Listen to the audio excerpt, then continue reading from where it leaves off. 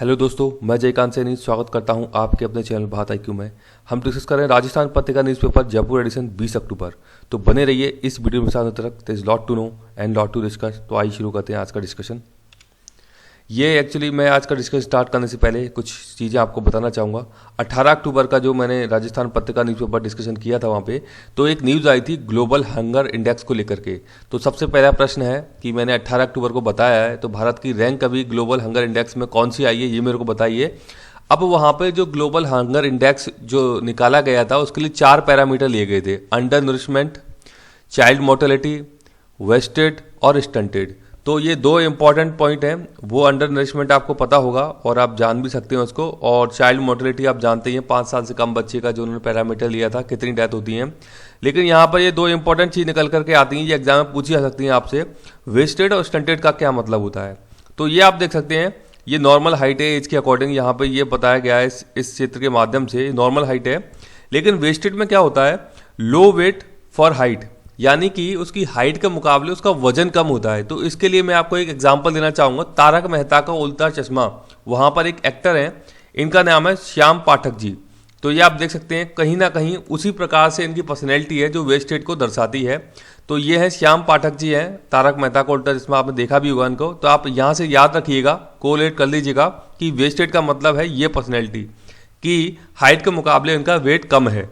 दूसरा पॉइंट आता है स्टंटेड का। स्टंटेड में क्या होता है कि उसकी जो हाइट होती है उसकी उम्र के हिसाब से कम दिखती है, यानी कि छोटा दिखता है आदमी। तो इसका एग्जांपल मैंने लिया है राजपाल यादव, जो कि एक्टर हैं, अपने कई सारी बॉलीवुड मूवीज के अंदर इनको देखा होगा, बहुत ही फेमस पर्सनैलिटी है ये। तो यहाँ से आप याद रखिएगा, स्टंटेड का मतलब राजपाल यादव और वेस्टेड का मतलब श्याम पाठक जी, तारक मेहता का उल्टा चश्मा। दोनों ही इंपॉर्टेंट है ये। अंडरवेट आप जानते ही हैं, अंडरवेट का मतलब है एज के अनुसार उसकी जो वजन है उसका वो कम हो जाना। तो ये कुछ टर्म है यहाँ पे, तो मुझे लगा कि आपको बताना जरूरी है, आपको आइडिया होना चाहिए, क्योंकि इनसे संबंधित प्रश्न पूछा सकता है। क्योंकि ग्लोबल हंगर इंडेक्स में यहाँ पे बात की गई है वेस्टेड और स्टंटेड की, इसलिए इंपॉर्टेंट हो जाते हैं चीज़ें। अब शुरू करते हैं आज का डिस्कशन।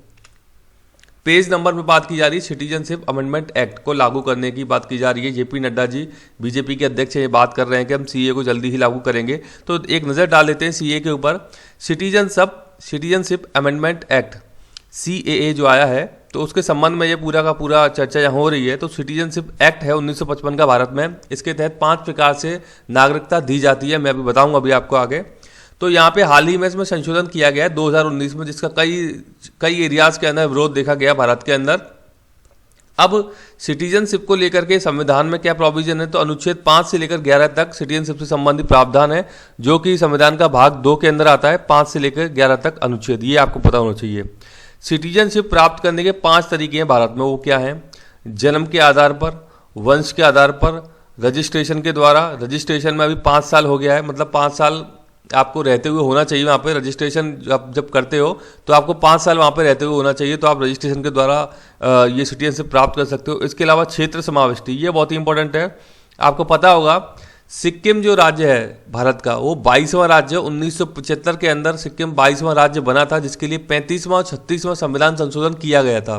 तो सिक्किम ने भारत सरकार से बोला कि हम भारत में शामिल होना चाहते हैं। सिक्किम में पहले चोग्याल वंश का राज था, तो उन्होंने रिक्वेस्ट की भारत को, तो भारत ने क्षेत्र समाविष्टि के आधार पर उसको भारत में शामिल कर लिया और वहाँ के लोग भारतीय सिटीजन कहलाए। राइट, तो इस प्रकार से भी आप सिटीजनशिप कोई व्यक्ति ले सकता है, क्षेत्र समाविष्टि के द्वारा भी उसको दी जा सकती है। 5वां नेचुरलाइजेशन के द्वारा सिटीजनशिप, जैसे कि मदर टेरेसा जी को दी गई है, और भी कई पर्सनैलिटी है जो कि भारत में रह रहे हैं कई समय से और कोई बहुत बेहतरीन काम कर रहे हैं, तो उनको सिटीजनशिप दे दी जाती है। तो ये 5 तरीके हैं, आपको पता होना चाहिए: जन्म, वंश, पंजीकरण, क्षेत्र समाविष्टि, नेचुरलाइजेशन। अब बात क्या चल रही है, ये जो अमेंडमेंट एक्ट आया गया है, तो अफगानिस्तान, बांग्लादेश और पाकिस्तान कंट्री याद रखिएगा, तीनों ही इंपॉर्टेंट बन जाती हैं। डायरेक्ट पूछा सकता है आपसे। वहाँ पर जो उनके निवासी हैं, ये कौन निवासी होंगे? हिंदू, सिख, बुद्ध, जैन, पारसी, क्रिश्चियन। तो ये वहाँ पर माइनॉरिटी है इन कंट्रीज के अंदर, जबकि जो मुस्लिम्स है वो मेजोरिटी में है। ये उन कंट्रीज में माइनॉरिटी है, तो इनको अभी भारत में आने के लिए बात कह दी गई है CA के द्वारा, मतलब इनको अभी भारतीय नागरिकता मिल जाएगी। ये अमेंडमेंट किया गया है सिटीजनशिप अमेंडमेंट एक्ट में। तो ये कम्युनिटी आप याद रखिएगा, 6 कम्युनिटी हैं ये। तो इनको अभी क्या किया गया है, भारत में सिटीजनशिप एक्ट अमेंडमेंट एक्ट के तहत भारतीय नागरिकता दी जाएगी। तो ये सारी की सारी इसमें बात चल रही है। अब यहाँ पर 2 एक्ट है इंपॉर्टेंट। ये एक्ट है फॉरेनर एक्ट 1946 और passport entry into India act 1920। तो ये दो एक्ट जो बताते हैं कि कौन व्यक्ति फॉरेनर है, कौन भारत के बाहर का मतलब भारत का नागरिक नहीं है, तो उससे संबंधित ये दोनों ही एक्ट हैं। तो यहाँ पे छूट दे दी गई है, इन दोनों ही एक्ट में छूट दे दी गई है इन कम्युनिटीज़ को, सिख, हिंदू, बुद्ध, जैन, पारसी, क्रिश्चियन, जो कि इन देशों में निवासी हैं। तो इन दो एक्ट में छूट दी गई है। तो ये भी आपको पता होना चाहिए दोनों एक्ट के बारे में, फॉरेनर एक्ट 1940 और पासपोर्ट एक्ट 1920 के बारे में। दोनों ही इंपॉर्टेंट एक्ट बन जाते हैं क्योंकि इस तरह की बात चल रही है। तो आप याद रखिएगा 6 की 6 कम्युनिटी और किस देश की बात की जा रही है, कहाँ से इनको लाया जा रहा है, ये आप अनुच्छेद भी याद रखिएगा, पूछा जा सकता है। और किस प्रकार से सिटीजनशिप प्राप्त की जाती है भारत के अंदर, इसके 5 तरीके हैं। तो आगे देखते हैं हम आर्टिकल। पेज नंबर में बात की जा रही है, ये अभी गुजरात अहमदाबाद में एक विकास किया, एक बहुत ही अच्छा डेवलपमेंट किया है यहाँ पे। तो ये क्या किया है, गले में लगा पेस मेकर नियंत्रित करेगा दिल की धड़कन। तो दिल की धड़कनों से संबंधित जो मामला है, मतलब कई सारे हार्ट डिजीज के केसेस आते हैं, हार्ट फेलियर हो जाता है, लोगों की मौत हो जाती है। तो उसको सॉल्व करने के लिए अभी क्या डेवलप किया है, अहमदाबाद के एक डॉक्टर हैं जो कि विश्व में बहुत बड़ा एक कीर्तिमान है अपने आप में। तो इन्होंने किया है vagus nervous stimulation. Vagus nervous stimulation है, इसका शॉर्ट फॉर्म है VNS। तो एक डिवाइस है जो कि आपकी बॉडी में इम्प्लांट कर दी जाएगी एक माइनर सर्जरी के द्वारा। तो ये आपको हार्ट डिजीज होने में, हार्ट फेलियर की समस्या को कम करने में मददगार साबित होगी। तो अच्छा डेवलपमेंट है साइंस की फील्ड में। तो एक न्यूज़ यहाँ पे कवर की गई है, तो मुझे लगा कि आपको बताना चाहिए कि इस प्रकार से डेवलपमेंट हो रहे हैं। भारतीय डॉक्टर्स, भारतीय लोग मतलब किस प्रकार से दुनिया के अंदर इतने अच्छे प्रयास कर रहे हैं। तो ये अच्छी बात है भारत के लिए। देखते हैं आगे। पेज नंबर हम तो बात की जा रही है, ये क्या है कि भारतीय लोग एक बंदे हैं, इनका नाम है, भारतीय व्यक्ति हैं गौरव, इनका नाम है डॉक्टर गौरव शर्मा। तो इनका संबंध हिमाचल प्रदेश से भारत में, और ये न्यूजीलैंड के अंदर है अभी। तो न्यूजीलैंड के ये सांसद बन गए, ये इंपॉर्टेंट बात हो गई है। अभी क्या हो गई है, ये न्यूजीलैंड में सांसद बन गए लेबर पार्टी से। तो मैंने अभी 18 अक्टूबर के न्यूज़पेपर डिस्कशन में आपको बताया था कि न्यूजीलैंड की एक महिला प्रधानमंत्री बनी है। कमेंट बॉक्स में मेरे को कमेंट करके जल्दी से उनका नाम बताइए कि उन प्रधानमंत्री का नाम क्या है। तो उसी सेम पार्टी से, लेबर पार्टी से PM बनी है, और लेबर पार्टी से ही डॉक्टर गौरव शर्मा वहाँ के सांसद बन गए। तो बड़ी बात है, भारतीय नागरिक हैं जो वहाँ पे सांसद बन गए हैं, जो कि भारतीयों के हित भी रखेंगे। ऑस्ट्रेलिया में, न्यूजीलैंड में कई सारे भारतीय हैं वहाँ पे। तो अच्छी बात है भारत के लिए कि एक रिप्रेजेंटेटिव मिलेगा हमको वहाँ पे। देखते हैं आगे। पेज नंबर 3 पे बात की जा रही है, ये क्या बात की जा रही है, मछली में फॉर्मेलिन की बहुत ज़्यादा शिकायतें मिलती हैं मछलियों में। तो उसको लेकर के एक तकनीक विकसित की है। ये 2 इंस्टीट्यूट हैं, बहुत ही इंपॉर्टेंट, नाम याद रखिएगा, IIT जोधपुर और सेंट्रल इंजीनियरिंग रिसर्च इंस्टीट्यूट सीरी, ये पिलानी के अंदर है। सीरी का नाम याद रखिएगा, पूछा सकता है सीरी कहाँ पर है, पिलानी के अंदर है। तो इन्होंने तकनीक बनाई है, गैस सेंसर विकसित किया है इस तकनीक ने।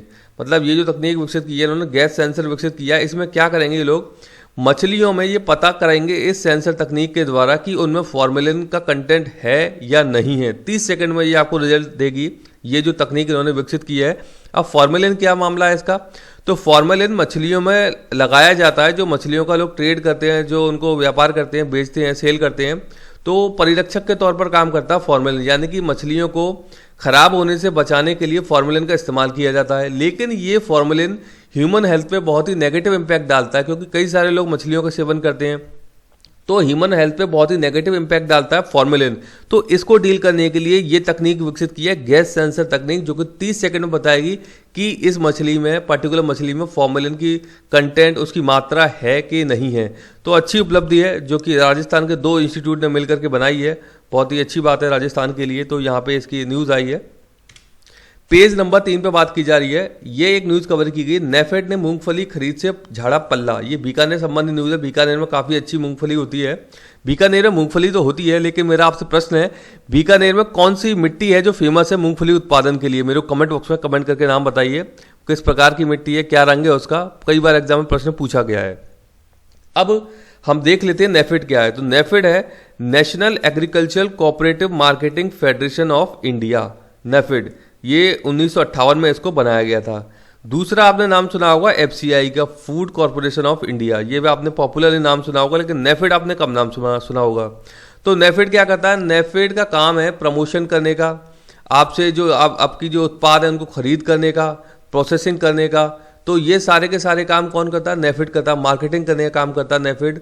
इसी के साथ साथ अब इसमें क्या चीज़ है, मैंने आपको बताया खरीद करने का काम भी करता है। आपने सुना होगा एफसीआई बहुत ज़्यादा पॉपुलर है, जो कि गेहूं की खरीद करता है, सरसों की खरीद करता है, कई सारी खरीद और भी करता है।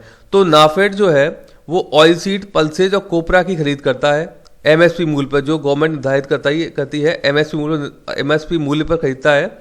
जबकि एफसीआई जो है वो गेहूं और धान की खरीद करता है। आपने सुना होगा मेजरली जो एफसीआई है, फूड कॉर्पोरेशन इंडिया, तो वो धान यानी कि चावल और गेहूं की खरीद सबसे ज़्यादा करता है। मतलब ये एक मेजर इंस्टीट्यूट है जो कि इस प्रकार की खरीद करता है, गवर्नमेंट का इंस्टीट्यूट है गेहूं और धान की। और नाफेड जो है वो ऑयल सीड, पल्सेज, कोपरा की खरीद करता है मोस्टली। ऐसा नहीं है कि नाफेड अब गेहूं की खरीद नहीं कर सकता, नाफेड भी कर सकता है, लेकिन वो एफसीआई के बेसिस पर, एफसीआई के थ्रू गेहूं की खरीद करेगा नाफेड। तो ये आपको पता होना चाहिए इनके बारे में, नाफेड के बारे में पता होना चाहिए क्या करता है ये और किस प्रकार की ये एजेंसी है, क्योंकि एग्जाम में पूछा जा सकता है नाफेड के बारे में। इंपॉर्टेंट एक ऑर्गेनाइजेशन है कि एग्रीकल्चर से जुड़ी हुई ऑर्गेनाइजेशन है, एग्रीकल्चर प्रोड्यूस को परचेज करने का काम करती है नाफेड। तो ये मेरे को लगा कि आपको पता होना चाहिए इसके बारे में, यहाँ पे इसकी न्यूज़ कवर की गई है। देखते हैं आगे। पेज नंबर 5 में बात की जा रही है राजस्थान के अंदर आरपीएससी में कृषि अधिकारी की ऑनलाइन भर्तियों के आवेदन आज से प्रारंभ हो जाएंगे। तो यदि आप जो भी व्यूअर्स हैं, आप देख रहे हैं इस वीडियो को, तो यदि आप इसमें इच्छुक हैं, आप इसके पात्रता रखते हैं आप ऐसी, तो आप इसमें अपना फॉर्म अप्लाई कर सकते हैं, या आपके जो भी जानकार हैं, दोस्त हैं, सगे संबंधी जो भी हैं, आप उनको ये खबर पहुंचा सकते हैं कि आप इसमें आवेदन कर सकते हैं। पदों की बढ़ोतरी भी कर दी गई है इसमें, तो आप इसके लिए लोगों को अवेयर कर सकते हैं कि इस प्रकार से कृषि अधिकारी की भर्ती ऑनलाइन आवेदन आज से प्रारंभ हो गए हैं। पेज नंबर 7 पे बात है, ये दो पिक्चर दिखाई गई हैं अलग अलग। ये पेरू की एक पिक्चर है, यहाँ पे एक बहुत ही फेमस यूनेस्को साइट है नाज़का रेगिस्तान में। तो वैज्ञानिकों को 2000 वर्ष पुरानी एक ये यहाँ पे क्या मिली है, ये पेंटिंग मिली है, ये इस पे बनाई गई है। 2000 वर्ष पुरानी पेंटिंग है, ये पेरू के अंदर है, ये यूनेस्को साइट है नाज़का रेगिस्तान में। तो आप समझ सकते हैं 2000 वर्ष पहले बनाया गया, बिल्ली का 37 मीटर लंबा है ये आकृति जो बनाई गई है, जो कि अभी भी मतलब ऐसी की ऐसी आपको दिख रही है। तो एक बड़ी ही इंटरेस्टिंग चीज़ है। अब मेरा प्रश्न है कि आप पेरू की मेरे को कैपिटल बताइए, पेरू देश की कैपिटल क्या है। दूसरा पिक्चर है माल्टा की। माल्टा एक देश है मेडिटेरियन सी में, इसकी कैपिटल का नाम है वेलेटा। तो मैं आपको पहले भी इसको बता चुका हूँ। तो यहाँ पर क्या है, माल्टा के ग्रैंड हार्बर में यादगार याट रेस हो रही है। याट क्या होती है, छोटी छोटी नावें होती हैं, ये देख सकते हैं आप। तो इनकी एक प्रकार से रेस हो रही है, तो यहाँ पे ये इसकी पिक्चर ली गई है। तो माल्टा देश के बारे में आपको पता होना चाहिए, आइलैंड कंट्री है, मेडिटेरियन सी में है, उसकी राजधानी का नाम वेलेटा है। पेज नंबर 10 पे बात की जा रही है, दिल्ली के अंदर आम आदमी पार्टी है तो उसी की गवर्नमेंट है वहाँ पे। तो वहाँ पे दिल्ली सरकार ने कैंपेन चालू किया, इसका नाम है रेड लाइट ऑन गाड़ी ऑफ कैंपेन। ये क्या कैंपेन है, पर्यावरण प्रदूषण को रोकने के लिए कैंपेन स्टार्ट किया गया, रेड लाइट ऑन गाड़ी ऑफ कैंपेन। आपने देखा होगा कई बार कि रेड लाइट ऑन है, लेकिन फिर भी लोग गाड़ी स्टार्ट करके रखते हैं अपनी बेवजह, मतलब फ्यूल वो जलाते हैं। तो वहाँ पर ये यहाँ पे दिल्ली में जो आप पार्टी के एमएलए है राघव चड्ढा जी, इनकी पिक्चर है ये। तो ये अनुरोध कर रहे हैं, आग्रह कर रहे हैं लोगों से कि आप यदि रेड लाइट है तो अपना इंजन ऑफ कर दीजिए, ताकि फ्यूल आपका कंज्यूम ना हो। मतलब प्रदूषण कहीं ना कहीं छोटी सी एक कंट्रीब्यूशन होगा इन चीज़ों से, लेकिन छोटा छोटा कंट्रीब्यूशन ही, कहते हैं ना बूंद बूंद से मटका भरता है। तो वही वाली चीज़ है कि आप छोटे छोटे प्रयास करेंगे, छोटे छोटे एफर्ट लगाएंगे, तो हम बड़ा एक मेजर इम्पैक्ट बाद में देखने को मिलता है। तो इस प्रकार से कैंपेन शुरू किया गया, अच्छी पहल है। ऐसे और भी सरकारों को करना चाहिए इस प्रकार की पहल। देखते हैं आगे। पेज नंबर 10 से बात की जा रही है एशिया पावर इंडेक्स। तो यहाँ पर इसकी न्यूज़ ये कवर की गई है। एशिया पावर इंडेक्स अभी जारी हुआ है 2020 का। इसको कौन जारी करता है, इसे जारी करता है लोबी इंस्टीट्यूट है, लोबी संस्थान। कहाँ पे है, सिडनी ऑस्ट्रेलिया के अंदर है। तो इस संस्थान ने जारी किया है एशिया पावर इंडेक्स 2020। इसमें 26 देशों को शामिल किया जाता है, 26 देशों के आधार पर ये रैंक निकाली जाती है। तो भारत का स्थान इसमें चौथा रहा है और अमेरिका का स्थान पहला रहा है, जबकि चीन का जो स्थान है वो दूसरा स्थान रहा है एशिया पावर इंडेक्स 2020 में। तो ये यहाँ पे न्यूज़ कवर की गई है। ये आप देख सकते हैं कि इसका रिप्रेजेंटेशन यूएसए यहाँ पर नंबर 1 पे रहा है, इंडिया यहाँ पे नंबर 4 पर रहा है, चाइना नंबर 2 पे रहा है और जापान नंबर 3 पे रहा है। तो ये इस प्रकार से यहाँ पे रिप्रेजेंट किया गया है इनको, देख सकते हैं आप। यूएसए, चाइना, जापान, इंडिया, 5वें स्थान पर रशिया रहा है और 6वें स्थान पर ऑस्ट्रेलिया रहा है। तो सिडनी से ये रिपोर्ट प्रकाशित हुई है, मैं आपको बता चुका हूँ कि किस इंस्टीट्यूट ने की है। पेज नंबर 10 से बात की जा रही है, ये बात की जा रही है थाईलैंड के संबंध में न्यूज़ है। विरोध यहाँ पे किया जा रहा है बहुत बड़ी मात्रा में। तो यहाँ पे ये आप देख सकते हैं कितनी सारी भीड़ एकत्रित हो गई है। तो ये मोबाइल की उन्होंने अपनी फ्लैश ऑन कर रखी है, उसका एक पिक्चर लिया गया है। तो लोकतंत्र के समर्थक लोग यहाँ पे खड़े हुए हैं, इनका विरोध कर रहे हैं कि आप अपनी कुर्सी छोड़िए। तो इस प्रकार से घटनाक्रम वहाँ पे चल रहा है, ये सारा का सारा। तो वहाँ के पीएम का नाम आपको पता होना चाहिए, प्रयुत चैन-ओ-चा, ये वहाँ के पीएम है, पूछा सकता है एग्जाम के अंदर। ये इनकी पिक्चर है प्रयुत चैन-ओ-चा की। तो इनका विरोध कर रहे हैं, आप कुर्सी छोड़िए, इस प्रकार की बातें चल रही हैं वहाँ पे। तो आपको इनके बारे में पता होना चाहिए। थाईलैंड वैसे ही बहुत ही पॉपुलर है, इंडियन टूरिस्ट बहुत ज़्यादा मतलब इंडिया के बाहर जो कंट्रीज़ में सबसे ज़्यादा जाते हैं, थाईलैंड के अंदर अभी जा रहे हैं घूमने के लिए, तो इम्पोर्टेंट बन जाता है। थाईलैंड आसियान देशों का भाग है, आसियान जो ग्रुप है एक, तो थाईलैंड उसका भाग है। मेरा आपसे प्रश्न यहाँ पे ये है, कमेंट बॉक्स में बताइए कमेंट करके, आसियान जो संगठन है इसका गठन कब हुआ था, किस वर्ष में हुआ था। दूसरा प्रश्न ये है कि आसियान जो समूह है उसके अंदर कितने देश हैं। इस प्रश्न का उत्तर यहाँ पे इस वाली स्लाइड में छुपा हुआ है। यदि आप देख सकते हैं, आप थोड़े भी अवेयर हैं, तो मैं जो पूछ रहा हूँ आपसे कि आसियान जो समूह है इसके अंदर कितने देश हैं, तो आप इसी स्लाइड में आंसर छुपा है, आप उसे दे सकते हैं, आपको कहीं देखने की जरूरत ही नहीं पड़ेगी। आप थोड़े से भी अगर अवेयर हैं तो इनका उत्तर जरूर दीजिएगा। देख लेते हैं इसका एक बार मैप हम।